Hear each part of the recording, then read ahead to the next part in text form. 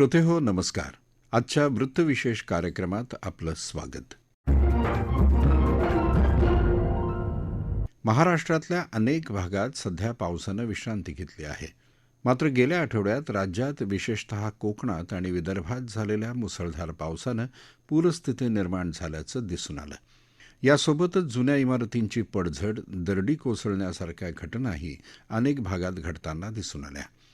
एकूणच आपत्ती निर्माण झाल्यानंतर त्यापासून संरक्षणासाठी व्यक्तिगत आणि सामाजिक पातळीवर काय तयारी करायला हवी, यात स्थानिकांचा सहभाग वाढीसाठी आणि एकमेकांशी समन्वय कसा साधावा, अशा विविध विषयांवर तज्ज्ञ व्यक्तींनी केलेलं विवेचन आजच्या वृत्तविशेषमध्ये आपण ऐकणार आहोत. श्रोतेहो, गेल्या आठवड्यात झालेल्या मुसळधार पावसानं कोकण आणि विदर्भाला झोडपून काढलं.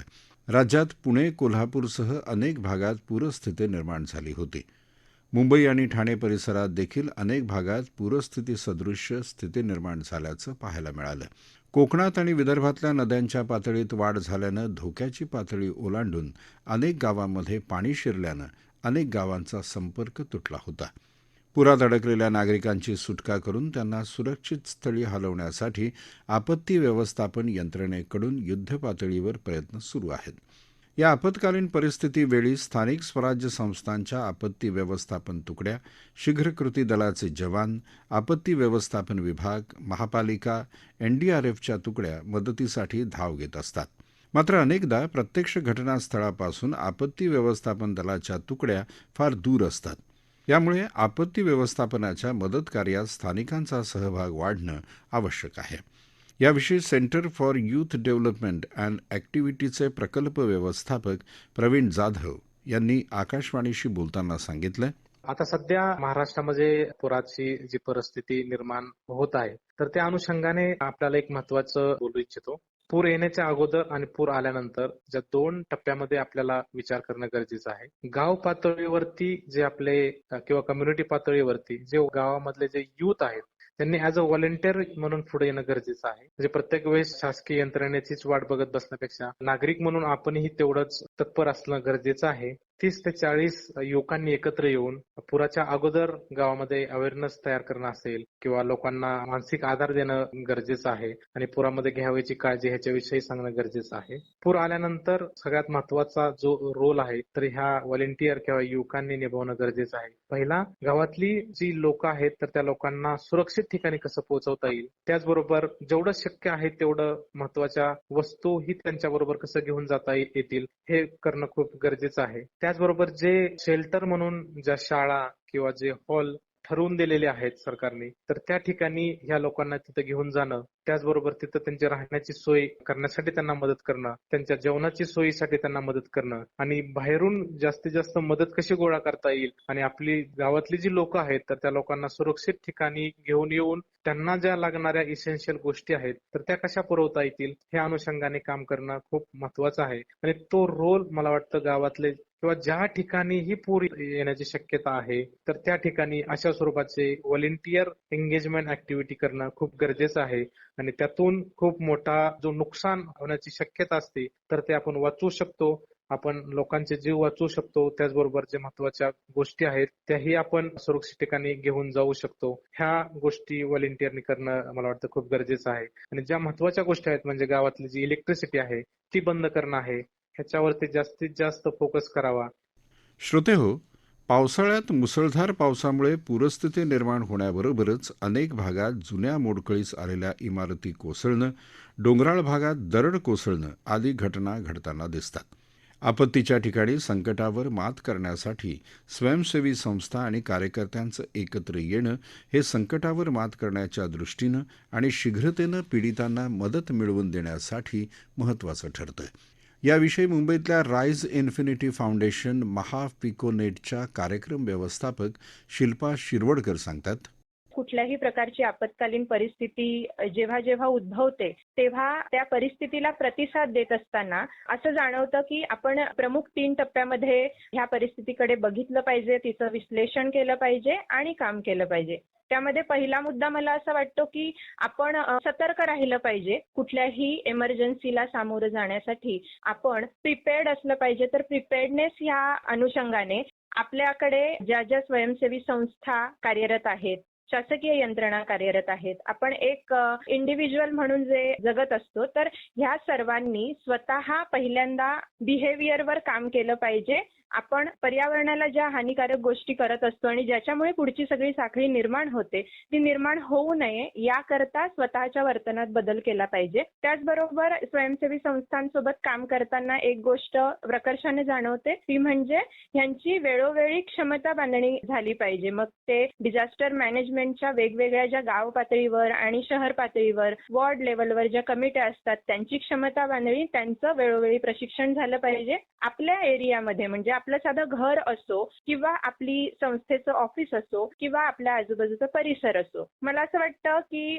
त्या परिसराचं, त्या भागाचं हजार्ड रिस्क व्हल्नरेबिलिटी असेसमेंट झालं पाहिजे. म्हणजे आपल्या आजूबाजूला कोणते असे संभाव्य धोके आहेत ज्याच्यापासनं आपल्याला धोका उद्भवू शकतो आणि त्याच्यापासून काळजी कुठल्या प्रकारची घ्यायची आहे हे लक्षात आणून देणं सामान्य माणसाला आणि त्यावर अगोदरच उपाययोजना करून ठेवणं. आता टेक्नॉलॉजी सध्या खूप प्रसारित झालेली आहे. तर दामिनी नावाचं ॲप आहे, सचेत नावाचं ॲप आहे, ज्याच्यावर वेगवेगळे अलर्ट्स असतात. IMD जे आहे वेबसाईट, त्याच्यावर आपल्याला पूर्वसूचना, मग ते पूर असो किंवा वीज पडणं असो, ह्याच्या मिळत असतात. तर ह्या सुद्धा लोकांनी बघत राहणं, यूज टू असणं गरजेचं आहे. दुसरा मुद्दा मला सांगावासा वाटतो की रिस्पॉन्स, म्हणजे आपण कशा पद्धतीने आलेल्या परिस्थितीला प्रतिसाद दिला पाहिजे. तर जेव्हा जेव्हा कुठलीही संस्था किंवा कुठलंही इंडिव्हिज्युअल एखाद्या ठिकाणी प्रतिसाद देण्यासाठी किंवा मदतीसाठी जातो, तर त्या ठिकाणची सध्या परिस्थिती काय आहे ह्याचं नीड्स असेसमेंट करणं, म्हणजे गरज लक्षात घेणं ॲक्च्युअल गरजेचं आहे. आणि त्यानंतर ती गरज समोर आल्यानंतर आपल्याकडे अवेलेबल असणाऱ्या संसाधनांचा वापर करून लोकल टीमला ॲक्टिव्हेट करून, म्हणजे तिथल्या स्थानिक पातळीवरच्या लोकांना हाताशी घेऊन, त्यांना विश्वासात घेऊन आपण त्या परिस्थितीला मदत पुरवणं, रिस्पॉन्ड करणं गरजेचं आहे. शेवटचा मुद्दा मी सांगू इच्छिते ते म्हणजे प्रत्यक्ष मदत देणं किंवा एखाद्या वस्तू किंवा गरजोपयोगी वस्तूचं वाटप करणं. त्याच्यामध्ये बऱ्याचदा असं लक्षात आलंय की ग्राउंडवर समजा पूर आला किंवा कुठे दरड कोसळली किंवा लोक अफेक्ट झाली, तर अशा परिस्थितीमध्ये बरीच लोक सेम प्रकारचं काम करत असतात. एका ठिकाणी जेवण वाटप असेल, दुसऱ्या ठिकाणी तसंच असतं, तिसऱ्या ठिकाणी पाण्याची कमतरता असते. तर हे ड्युप्लिकेशन कमी करण्यासाठी त्या भागात काम करणाऱ्या संस्थांनी, व्यक्तींनी एकत्र येऊन समन्वयाने काम केलं गेलं पाहिजे. आणि महत्त्वाचा मुद्दा म्हणजे त्या ठिकाणी ग्राउंडवर उपलब्ध असणाऱ्या ज्या शासकीय यंत्रणा असतील, मग ते आपत्ती व्यवस्थापन विभाग असो, महापालिका असो, NDRFच्या जवानांची टीम असो, ह्या सर्वांसोबत पण कनेक्ट राहून कोण काय करतंय हे लक्षात घेऊन त्यानंतरच आपण आपली जी पुढची दिशा आहे ती ठरवली पाहिजे. अशाच पद्धतीने महापिकोनेटही काम करते आणि काहीही जर आपल्याला कुठल्याही प्रकारची मदत हवी असेल किंवा कुठल्याही प्रकारच्या आपत्कालीन व्यवस्थापनाशी संदर्भात माहिती हवी असेल, तर आम्ही जिल्हा आपत्ती व्यवस्थापन विभाग जे आहेत त्या विभागाशी पण कनेक्टेड आहोत आणि त्याद्वारे शासन आणि संस्थांचा समन्वय आम्ही साधून आणतोय. तर आमच्याशी नक्की आपण जोडून घेऊ शकता. श्रोतेहो, आपत्ती कोणतीही असो, तिला सामोरं जाताना प्रत्येकानं काय खबरदारी घ्यायला हवी, आपत्कालीन परिस्थितीत महिलांसह सर्वसामान्यांची काय काळजी घ्यावी, याविषयी सृष्टी फॉर रेझिलियन्सचे संचालक मंदार वैद्य यांनी आकाशवाणीशी बोलताना सांगितलं. आपत्कालीन परिस्थितीमध्ये सर्वसामान्य नागरिक, विशेषतः महिला आणि मुलं यांच्या जबाबदाऱ्या काय, याचा ज्यावेळेला आपण विचार करतो त्यावेळेला सगळ्यात पहिलं, आणि गेले 3-4 वर्षाचा जो अनुभव मी बघतोय, नाशिक मधला असेल, पुण्यातला असेल, मुंबई मधला असेल, तर सगळ्यात पहिलं जे काम आहे ते हे की आपल्या मोबाईलचा वापर खूप जपून करा. बॅटरी जेवढी जास्त सांभाळून वापरता येईल तेवढी वापरावी, कारण जर समजा वीज गेली आणि तुम्हाला चार्जिंगची संधी नाही मिळाली तर कदाचित तुमचा जगापासून संपर्क तुटू शकतो. त्यामुळे रील्स काढणं, व्हॉट्सअप मेसेजेस करणं, उगीच लोकांना फोन करणं, हे सगळ्यात पहिलं काम आहे की जे नाही करायचं. मोबाईलची बॅटरी जपून वापरा. दुसरी गोष्ट, शासनाने ज्या काही सूचना दिलेल्या आहेत, विशेषतः प्रशासनाने ज्या सूचना दिलेल्या आहेत, त्या सूचनांच्या पद्धतीने आपल्याला पुढे जायचंय. म्हणजे जर समजा शासनाने असं सांगितलं की आता या वस्तीमधल्या सगळ्या लोकांनी बाहेर निघावं आणि ठरवून दिलेल्या शाळा किंवा कार्यालय या ठिकाणी जमा व्हायचंय, तर त्यावेळेला शासकीय अधिकारी असतील, पोलीस असतील, होमगार्ड्स असतील, फायर ब्रिगेडवाले असतील, जे जे कोणी आपल्या मदतीला येत आहेत त्यांना विरोध करू नये. शासनाने दिलेल्या सूचनांच्या प्रमाणे स्वतःची सुटका ताबडतोबीने करून घेणं हे सगळ्यात महत्वाचं काम आहे. तिसरी जी गोष्ट आहे ती ही की जर समजा आपल्याला अशी सूचना मिळाली की आपल्या शहरामध्ये पूर परिस्थिती निर्माण होतीये, तर सगळ्यात पहिलं महत्वाचं काम आपल्या घरातल्या ज्या काही किमती वस्तू आहेत, विशेषतः दागदागिने, महत्वाची डॉक्युमेंट्स, आयडी कार्ड्स हे सगळं एकत्र करावं, एका बॅगमध्ये भरावं आणि ज्या क्षणी आपल्याला सूचना येईल की आता आपण सगळ्यांनी इथून रेस्क्यू करायचंय, आपली सुटका करून घ्यायची, त्या क्षणी ती बॅग बरोबर घेऊन जायची. या बॅगेमध्ये आणखी एक महत्वाची गोष्ट जी असायला पाहिजे ती ही पण आहे की आपल्या घरामध्ये जर समजा आपल्या बरोबर वयस्कर कुणी येत असेल तर त्यांची औषधं त्या बॅगेमध्ये असली पाहिजेत. आपल्या बरोबर एक छोटंसं बाळ येत असेल तर त्या बाळासाठी लागणाऱ्या अत्यावश्यक गोष्टी पण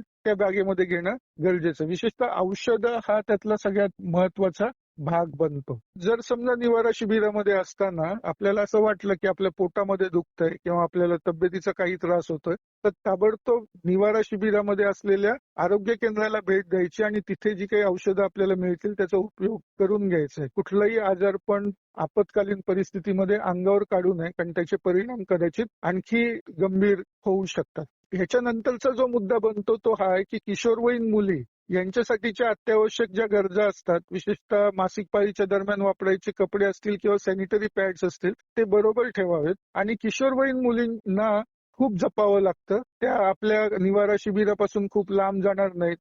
जातील तर बरोबरच कोणतरी असेल, कारण त्यांच्यावरचे जे संरक्षणाचे जे काही धोके असतात ते संरक्षणाचे धोके आपत्कालीन परिस्थितीमध्ये वाढतात. त्यामुळे किशोरवयीन मुली, किशोरवयीन मुलं यांची जास्ती काळजी गावकऱ्यांनी घेणं हे गरजेचं आहे. आता हा प्रश्न खूप महत्वाचा बनतो. जर समजा गावात किंवा शहरामध्ये आपल्या वस्तीमध्ये जर समजा आपल्याला नोटीस मिळाली की आपल्याला इथून इव्हॅक्युएट करायचंय, तर आपल्याला कुठली साधनं लागतील आणि मग विशेषतः मग गावाचे सरपंच असतील किंवा त्या भागातले समुदायाचे लीडर्स असतील किंवा धार्मिक नेते असतील, जे कोणी पुढारी असतील, त्यांनी त्या त्या ठिकाणची जी दुकानं आहेत त्या दुकानांमधून जास्तीत जास्त कोरडा शिधा जमा करावा. विशेषतः बिस्किटं असतील, फरसाण असेल, कुरमुरे असतील, शेंगदाणे असतील, या सगळ्या गोष्टी जास्तीत जास्त जमा करून घ्याव्यात, जेणेकरून निवारा शिबिरामध्ये आपल्या वस्तीतले लोक, आपल्या गावातले लोक उपाशी राहणार नाहीत. याचबरोबर जर समजा पिण्याच्या पाण्याच्या बाटल्या पण आपल्याला एकत्र करून निवारा शिबिरामध्ये नेता आल्या, तर आपणच स्वतःची मदत स्वतः करू. बाहेरनं मदत येईपर्यंत आपल्याला